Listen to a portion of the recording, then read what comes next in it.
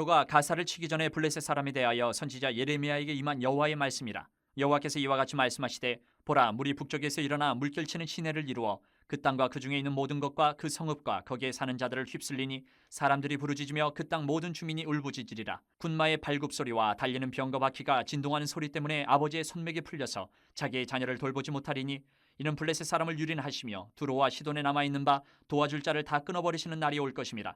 여호와께서 갑돌섬에 남아있는 블레셋 사람을 유린하시리라. 가사는 대머리가 되었고 아스골론과 그들에게 남아있는 평지가 잠잠하게 되었나니 내가 내 몸베기를 어느 때까지 하겠느냐. 오호라 여호와의 칼이여 내가 언제까지 쉬지 않겠느냐. 내 칼집에 들어가서 가만히 쉴지어다. 여호와께서 이를 명령하셨은즉 어떻게 잠잠하며 쉬겠느냐. 아스골론과 해변을 치료하여 그가 정하셨느니라 하니라. 모압에 관한 것이라. 만군의 여호와 이스라엘의 하나님께서 이와 같이 말씀하시되 오호라 느보여 그가 유린당하였도다. 기럇야임이 수치를 당하여 점령되었고 미스갑이 수치를 당하여 파괴되었으니 모압의 찬송 소리가 없어졌도다. 헤스본에서 무리가 그를 해하려고 악을 도모하고 이르기를 와서 그를 끊어서 나라를 이루지 못하게 하자 하는도다. 만맨이여 너도 조용하게 되리니 칼이 너를 뒤쫓아가리라. 호로나임에서 부르짖는 소리여 황폐와 큰 파멸이로다. 모압이 멸망을 당하여 그 어린이들의 부르짖음이 들리는도다. 그들이 루힛 언덕으로 올라가면서 울고 호로나임 내리막길에서 파멸의 고통스러운 울부짖음을 듣는도다. 도망하여 내 생명을 구원하여 광야의 노간주 나무같이 될지어다. 내가 내 업적과 보물을 의뢰함으로 너도 정복을 당할 것이요 그모스는 그의 제사장들과 고관들과 함께 포로되어 갈 것이라. 파멸하는 자가 각 성읍에 이를 것인즉 한 성읍도 면하지 못할 것이며 골짜기가 멸망하였으며 평지는 파멸되어 여호와의 말씀과 같으리로다. 모압의 날개를 주어 나라 피하게 하라. 그 성읍들이 황폐하여 거기에 사는 자가 없으리로다. 여호와의 일을 게을리하는 자는 저주를 받을 것이요 자기 칼을 금하여 피를 흘리지 아니하는 자도 저주를 받을 것이로다. 우리가 인생을 살다 보면 우리를 괴롭히는 존재들을 만날 때가 종종 있습니다. 그것이 뭐 사람이 되었던 환경이 되었던 어떤 다른 존재가 되었던 그래요. 그런데 이 괴롭힘이 좀 기간이 길어지면 참 살기가 힘들어집니다. 생활하기가 너무 힘들고 괴롭습니다. 여러분 그때 그러면 여러분은 어떻게 하십니까? 어떻게 해야 될까요? 우리는 그리스도인인데 나를 괴롭히는 존재와 환경들이 계속해서 닥쳐온다. 눈에는 눈, 이에는 이 이렇게 해서 보복을 해야 합니까? 아니면 하나님의 손에 맡겨야 합니까? 어느 쪽일까요? 오늘 이 말씀은 이제 46장부터 이 이스라엘 주변을 둘러싸고 있는 이방 나라들에 대한 하나님의 심판의 선포가 이어집니다. 어제 46장에서는 애굽에 관한 선포, 오늘 47장부터 또 계속 블레셋, 48장 부분에 모압, 이제 여러 주변 나라들의 심판에 대한 설명이 예수님, 하나님의 예레미야를 향한 선포가 이어집니다. 오늘은 블레셋과 모압에 대한 심판의 선포의 이야기예요. 이렇게 예루살렘과 이 유대를 괴롭히던 나라들의 심판이 어떻게 이루어지는가 보면서 그리스도인을 괴롭히고 그리스도인인 나를 참 힘들게 했던 존재들에 대해 내가 어떻게 태도를 잡아야 될까? 한번 우리가 교훈을 받으면 좋겠어요. 1절을 보면 47장 예레미야에게 예언이 여호와의 말씀이 임했습니다. 그 시점이 그런데 이렇게 명시해요. 바로가 가사를 치기 전에 이렇게 돼 있어요. 바로는 애굽의 왕입니다. 가사는 애굽과 애굽 북쪽에 붙어 있는 블레셋의 남쪽에 있는 아주 중요한 도시가 가사예요. 애굽 왕 바로가 블레셋의 남쪽에 있는 도시 가사를 치려 했는데 그 직전에 하나님의 말씀이 임한 거예요. 예레미야에. 남쪽에 있는 이 애굽은 언제든지 블레셋의 남쪽 경계인 그 가사를 공격할 수 있었어요. 또 공격하려고도 했었어요. 블레셋도 마찬가지. 애굽이 언제든지 우리를 쳐들어올 거다. 준비하고 있어야 된다. 군사를 가사에 배치를 하고 준비를 단단하게 남쪽에 하고 있었어요. 애굽이 쳐들어올까. 그런데 그 예상이 완전히 빗나갔습니다. 애굽이 아닌 바벨론이 블레셋을 쳐들어왔어요. 그것도 남쪽 가사가 아니고 오늘 2절을 보니까 북쪽에서 일어나 물결치는 시내를 이루었다. 북쪽으로 바벨론이 쳐들어왔어요. 전혀 완전히 예상했던 정반대, 전혀 다른 나라가 쳐들어왔어요. 블레셋은. 바벨론이 강하게 북쪽에서 침략을 하니까 전혀 북쪽은 준비가 되어 있지 않은데 그냥 속절없이 당할 수밖에 없는 거예요. 그런데 이 이유가 바벨론은 블레셋하고 아무런 관계가 없어요. 정치적으로 엮인 적도 없고 뭐 서로 부딪힌 적도 없고 지역적으로 떨어져 있기 때문에 별 상관이 없어요. 정치 외교적으로. 그런데 어느 날 갑자기 뚝딱 쳐들어와 가지고 블레셋을 공격을 하는 거예요. 도대체 이게 뭘까? 아무런 설명이 없어요. 그런데 이스라엘을 향한 그 이방 나라에 대한 하나님의 역사를 보면 거기서 답이 나와요. 하나님이 바벨론을 들어서 블레셋을 치게 하신 거예요. 당신이 택한 이스라엘 백성을 괴롭히고 힘들게 했던 나라들을 하나님께서 하나하나 심판하시기 시작한 거예요. 애굽 다음으로 블레셋을 심판하신 거예요. 바벨론을 들어서. 하나님의 거룩한 뜻에 따라 세계의 그 질서를 다시 재편성하시는 거예요. 우리 인간의 예상은요, 맞을 수가 없습니다. 하나님의 그 계획을 우리가 따라간다? 그럴 수가 없어요. 강한 손과 펴신 팔로 인도하시는 하나님의 말씀을 따라가야 돼요. 우리가 예상하지 말고 하나님의 말씀이 기준이 되어야 됩니다. 보십시오. 이제 2절부터 4절을 보면 블레셋이 멸망하는 내용이 기록이 되어 있습니다.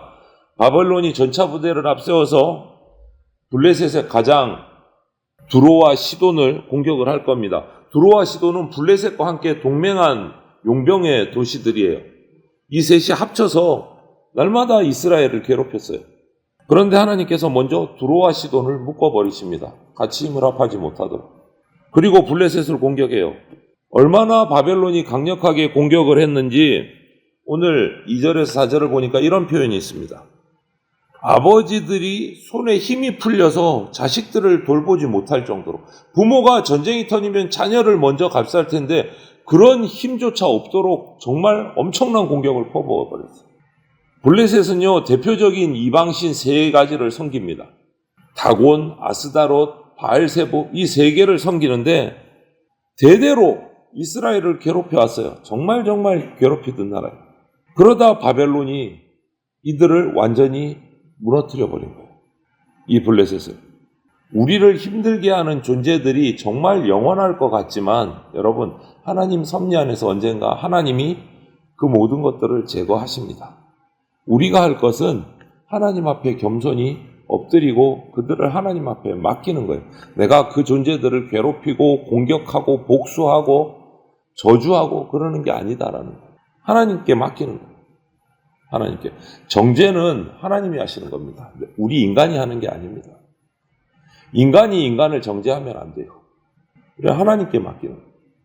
블레셋을 보십시오. 5절부터 7절을 보면 블레셋의 가사는 대머리가 될 것이다. 이렇게 표현을 했어요. 그게 무슨 말이냐?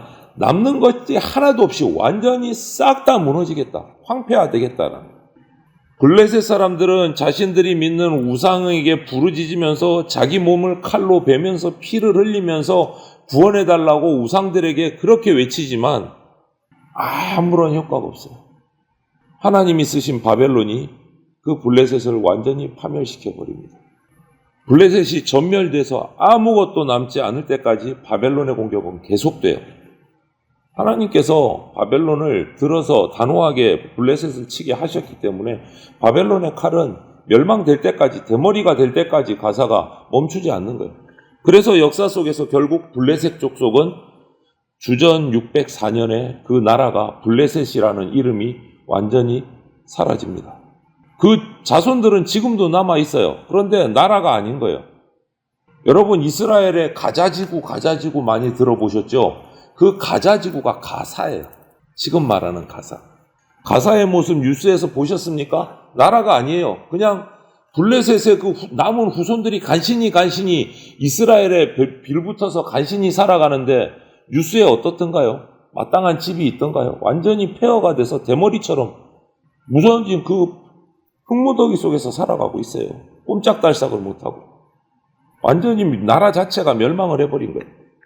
여러분, 하나님을 대적하는 세력은 절대로 심판을 피할 수 없습니다.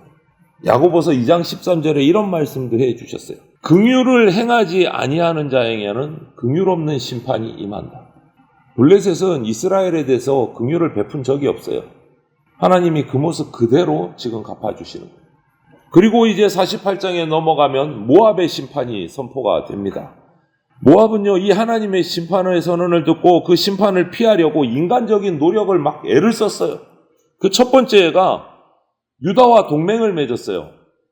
좀 어떻게 인간적인 말로 하면 좀 약삭빠르고 치사한 겁니다. 모압은 이스라엘을 되게 괴롭혔어요. 출애굽한 이후부터 계속해서. 그런데 자기들이 심판받을 때가 되니까 유다에게 붙어서 동맹을 맺어요. 그렇게 할 수 있었던 이유는 시드기야 왕과 동맹을 맺었는데 모압과 유다는요, 남이 아니거든요. 혈통이, 조상이. 모압 족속의 조상은 모압이라는 인물인데, 모압은요, 아브라함의 조카인 롯과 롯의 그 첫 번째 딸 사이에서 태어난 자식이 모압이에요. 그래서 혈통으로 보면 이 이스라엘 족속과 이렇게 연결이 되는 같은 족속이에요. 이스라엘의 친족이라고 할 수 있어요. 그 친족이 출애굽한 이스라엘 유다 백성을 얼마나 괴롭혔는지 몰라요. 땅도 안 열어주고. 그런데 자신들이 위험해지니까 유다 편에 붙어서 동맹을 맺은 거예요. 살아남으려고. 그리고 모압은 또 이 심판을 피하려고 견고한 성벽을 지었다. 이렇게 기록하고 있어요. 어떤 나라가 침략을 해도 막을 수 없는 정말 튼튼한 성벽을 지어 올렸습니다. 그래서 7절을 보면 모압이 그들의 그 업적과 보물을 의뢰했다. 믿었다. 내가 유다하고도 동맹을 맺었고 성벽도 튼튼하게 지었고 우리는 살아남을 수 있을 거야. 의뢰했다. 자신들의 업적과 보물을 의뢰했다. 이렇게 했어요. 여러분, 동맹 맺은 것, 성벽은요, 모압이 세워놓은 정말 좋은 업적일 수 있어요. 그 업적으로 바벨론의 침략을 막아보려고 했어요. 살아남으려고 했습니다. 그런데 결과는 앞에 블레셋에 이어서 주전 582년에 모압이라는 족속은 이 땅에서 완전히 멸망을 당합니다. 바벨론에 의해서. 1절부터 10절에 예언된 그대로 모압은 심판을 받습니다. 하나님의 말씀대로 그대로. 주민들이 죽임을 당하고 어린아이들은 부르짖고 도망쳐서 간신히 생명을 구한 이들은 광야의 노간주 나무처럼 비참한 인생을 살아가게 됩니다. 성읍은 물론이고 평지, 골짜기까지 완전히 폐허가 돼요. 어느 한 곳도 하나님의 심판을 피한 곳이 없어요.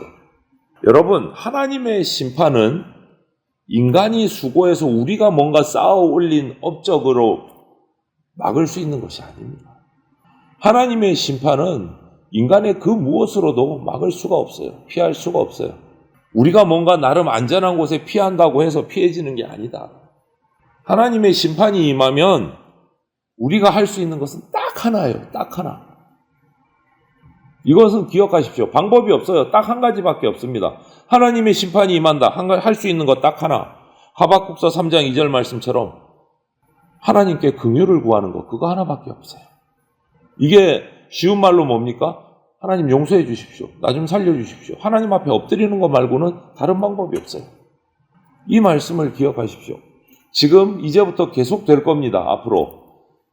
유다, 하나님이 택한 백성을 괴롭히던 그 주변에 있던 이방의 10개 나라들이 어떻게 하나님께 심판을 받는지를 우리가 계속 묵상하게 될 거예요. 그들은 하나님의 심판을 피하려고 여러 가지 방법들을 씁니다. 자기 나름대로. 그런데 어느 한 나라도 그 심판을 피하지 못합니다.